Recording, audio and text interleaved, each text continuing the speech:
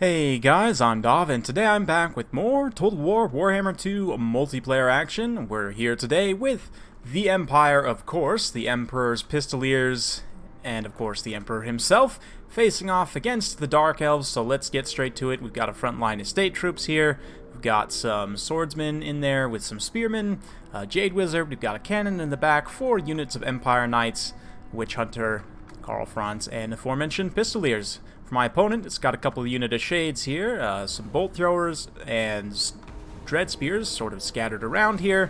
Also got a couple of units of Cold One Knights and Morathi leading the way. Morathi is making the classic mistake of eating a face full of bullets, which is definitely going to tip the balance of power in my favor initially, but Morathi, of course, can heal. She has taken quite a bit of damage, though. You can see that Pistolier fire just absolutely withering. Definitely some nice initial damage, but Morathi can pretty easily outrun Karl and be able to get away from him. And of course, she does have that self-healing, but you can see there, trying to draw those Cold One Knights rather in the front line on my spears. Not taking the bait, so we went ahead and popped that accusation. Since I can't really catch Morathi, I just brought Karl back to intercept here. He's going to get a nice side attack here, take out a few unit models. And yeah, so far so good. There are a few Dark Riders scattered around as well. You can see my cannons going after them. Since it's kind of on this reverse slope here, I don't really have that good of an arc to shoot in at like these Cold One Knights, for example. So I'm going to have to make do with what I can. Shades here firing in very effectively. Unfortunately, a little bit of a mistake by myself, sacrificing these Pistoliers here into these Cold One Knights. This is a little bit rough, but we do have some Spearmen coming for support. And the Empire Knights are just about to make their impact felt. You can see their one unit's coming over here. Another unit's coming over this way, chasing these Dark Riders and the Shades. Unfortunately, nothing really to protect them at this point from the Empire Knights. And, I mean, Shades do have really good combat stats. They can definitely hold up reasonably well in combat, but you definitely don't want them taking a charge from Empire Knights. You can see the Dark Riders are trying to intercept, doing their best here. The Dread Spears as well, and the Bolt Thrower all trying to support, but it's just not going to be enough. The Shades will eventually take an impact there and start to take some damage. It's going to be pretty rough, but we'll see. So far, they're pulling through. Morathi did come back from route, dropped a Soul Stealer on Karl to gain back some of her HP. She has plenty of Winds of Magic for more. I do have some rallying Pistoliers over on the side, and this fight here, while it was looking pretty favorable initially, we were able to get these Spearmen and Empire Knights onto some Shades. We do have plenty of Cold One Knights following up now as well, so it could potentially be a little bit of a rough situation there. Karl continuing to take shots from those Bolt Throwers. I'm honestly not too worried about it. He's got plenty of HP. And these Pistoliers just helping to disrupt the Dark Riders in the back line. Just keep that Great Cannon online as long as possible. Not that it's doing a whole lot, but hey, every little bit helps, right? You can see the Empire Knights here collapsing, trying to disrupt this Bolt Thrower crew. In general, my opponent definitely invested very heavily in ranged units, and as such, I'm trying my best to just kind of disrupt here. You can see Morathi's drop down. She's debuffing these Empire Knights, and now they're starting to get dragged down by Dread Spears. Shades, of course, in combat will do well enough that they can get some hits in as well. So I'm going to need to pull away from that engagement momentarily. Ooh, looks like another Soul Stealer from Morathi. That is going to bring her HP back up pretty significantly. Will it be enough to be able to survive the battle? We'll see. But at this point, those Pistoliers are seen off the cannon. Again, I'm not really too worried about it. But over here, Karl drops a rear charge to support this engagement, which had been going very much in my opponent's favor. Drops a massive terror route, able to rout off quite a few of the Dark Elves there, and it's already not looking great for the Dark Elves in terms of the balance of power. Morathi is trying her best to come back here, dropping a Melkoth's Mystifying Miasma there on those Empire Knights, but the heavy cav for the Empire, just way too much to deal with at this point. The Spearmen, the Dread Spears are getting bogged down by State Troop Spearmen. They're just not able to stay in a position to support against these Empire Knights. Empire Knights are taking some volleys here. They're going to take a few losses from those Shades, but we will be able to pull in and get some attacks going. Morathi still holding together for the moment, but Franz, of course, very healthy. You can see we've got Empire Knights able to chase down some Shades there. The Witch Hunter also doing his thing. And at this point, there's very little Dark Elf infantry left. What is left is mostly getting ridden down. More Shades getting charged by Empire Knights. And Carl is now on the hunt to try and finish off the witch here. She's going to go ahead and pull back up into the sky. Drop one more Soul Stealer, it looks like. Yep, going after those Empire Knights and the Jade Wizard as well. Going to give her a little bit more HP, but still, I mean, her total HP pool isn't that much to begin with. She does have a bit of cap space left, but she's very quickly approaching that. And, of course, Carl is very close to his healing cap as well, but he's just got a lot more HP in general left. So definitely going to be a victory for the Empire. And don't worry, guys, I have one more Karl Franz game to show you because I love you and I know you love Karl. So one last beautiful charge into these shades here. They're getting lanced down by the Empire Knights. And yeah, I kind of see what my opponent was going for there. I have used similar builds in the past with like mass bolt throwers and Cold One Knights. The difference is I typically don't bring shades, and I'd even bring Morathi on foot potentially. Just so that, I mean, on foot she has, I believe she has charge defense. We can check in just a moment, but Morathi's leadership gives out as she's being chased by the Emperor, and that'll be game. In terms of the army breakdown here, I mean, 80 kills on State Troop Swordsman's not bad at all, especially against slightly more expensive Dread Spears. 57 on the Empire Knights. Just in general, the Empire Knights doing a great job of riding down the shades, keeping them from being able to fire. This is just way too many ranged units to be able to protect with what he had here. I would probably cut 2 of these shades down and bring 2 more units of Cold One Knights. That way you can just have the cav bodies to be able to stop up the Empire Knights in general and just try and hold back the wave a little bit. But just very quickly before we get to the next replay, let's go ahead and just... Whoops, not that. Let's just go ahead and take a look at Morathi real quick. So Morathi on foot has an even smaller HP pool, so it can be potentially very risky, but let's see here. Where am I looking? Dark Elves. I want to say she has charge defense. Okay, she actually does not have charge defense on foot. Interesting. So I take that back. The benefit of her being on foot is just so that she can get support of infantry nearby. I mean, granted, it is still a little bit risky. I mean, Franz can still dive in and goon you there pretty hard. So it can be a bit rough, but certainly Morathi, just with Soul Stealer and Power of Darkness, just dedicating to those two, you can get a lot of value there. Of course, Heartrender and Dark Sword's always nice. In this particular matchup, it's tough to say. Taking her up in the air is a good pick if you have the micro for it, but it can be very micro-intensive potentially. Just generally, I think in this matchup, you're going to want to go wider, and to that effect, I think the Supreme Sorceress is a little bit better of an option than Morathi, just because they are cheaper. You have different selections of Lores of Magic as well. For example, Lore of Fire is actually quite good against the Empire, in my opinion. You can use Fireball to take down enemy artillery and snipe at enemy casters. This Cascading Fire Cloak is a great spell to synergize with like Cold One Knights or Dread Knights. Even units like Black Guard, which can be potentially risky against the Empire because of their armor-piercing missiles, but it's sort of 2 combined arms factions. But if I were just to sort of quickly throw something together here, I might take the Supreme Sorceress on the Pegasus just so that she can stay out in front. I'll take Fireball, Cascading Fire Cloak, and Burning Head as well, just to try and clear out some infantry chaff. I'm tempted to take this Arms of Paul's Black Horror. I don't think I'll need it, though. So we're just going to stick with that as is. And then from there, we'll go ahead and build a similar-ish build. We're going to go ahead and get 3 Bolt Throwers. Let's grab 4 Dread Spears this time. And we'll also grab 4 units of Cold One Knights. The shades are decent enough. I tend to go with the cheaper Dark Shards just because, again, they're cheaper. But if you really wanted to invest here in some different things, there's a few different directions you could go. Sisters of Slaughter are decent in this matchup. As long as they don't get charged straight up by heavy cavalry, they will tear apart all of the state troops. So something like this, and even still, you've got 800 points to maybe throw in like 1 unit of Witch Elves, try and trap something down. Maybe you do grab only 1 unit of Sisters of Slaughter and then come in and grab like 3 Dark Shards or something like that. I mean, there's some different directions that you could potentially go here, but in general, because the Empire is such a good heavy cavalry faction and the Dark Elves tend to struggle against heavy cavalry, I would recommend against bringing too many ranged units. So, I mean, the Shades, one of the nice things is, yes, they do have good melee stats, good-ish melee stats, but honestly, they're pretty expensive for what you get out of them. Yeah, the regular Shades, I mean, their combat stats are decent enough. I guess they'd probably beat state troops, but it's still not going to be super cost effective for them to do so. So, I don't know. I'm not super sold. I might go with a more, sort of a different build. Maybe just take some Dark Riders to push around Pistoliers. And, yeah, maybe with that last 500, I don't know, just grab some more Bleak Swords or something.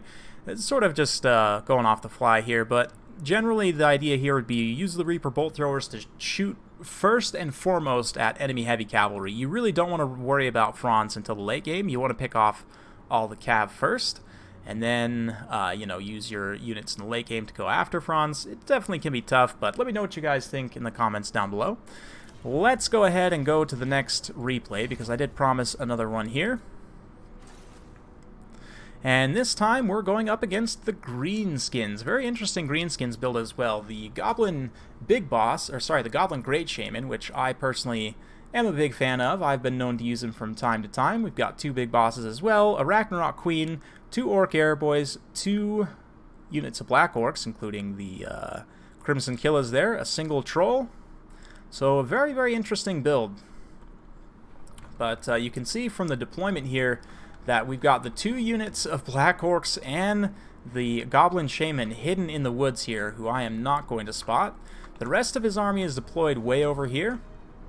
As for my army, this time we've swapped out a little bit of units here. We've got Reiksguard, a little bit more of an infantry line here, Spearmen, and a single unit of Flagellants, 2 units of Flagellants as well. And to get that extra funds, we have dropped the Witch Hunter from the last build, so that's the main difference here. I do want to say no Warrior Priest as well, so typically I'll fill out all 3 hero slots for the Empire, but this time I decided not to. Now we're going to get nice and danger close with these Skulkers here, a little bit too danger close in fact, and my opponent very nicely catches me with a smoke bomb there. That being said, I'm honestly not too worried about these Pistoliers getting dragged down. I mean, they're only 500 points. And we've got the Emperor nice and close by, and of course they do a ton of damage to the Skulkers with their pistols. So Fran's going to drop a quick terror route here so that the Skulkers just run away, and then we're going to pull back those Pistoliers, not wanting to get too overly aggressive with them. The rest of my forces kind of making their way forward here. You can see my opponent's also kind of moving up. A nice wide spread out build here, which is potentially risky against the Empire, but we'll see. This Ragnarok Spider with the anti-large is potentially going to be a big danger. The only unit I have that can really take it down is Karl, so I'm going to have to play pretty smart with Karl and really focus on the Spider with him. But we'll go ahead and fast forward a little bit as I do advance across the field here. My opponent's sort of taking a bit of a defensive position. I guess the idea here was to come in with an ambush with these guys, but anyway. We're moving in once again with the Pistoliers. We find the Skulkers, they come out of stock and immediately just get absolutely gunned down by mass pistol fire. And that's exactly what we all want to see, right? Meanwhile, we've got these Orc Airboys here. Not a lot to support in the vicinity, so Karl's just going to drop a quick hit and run here. Again, we've got the Pistoliers in a supporting position. They can just rip through these Orc Airboys.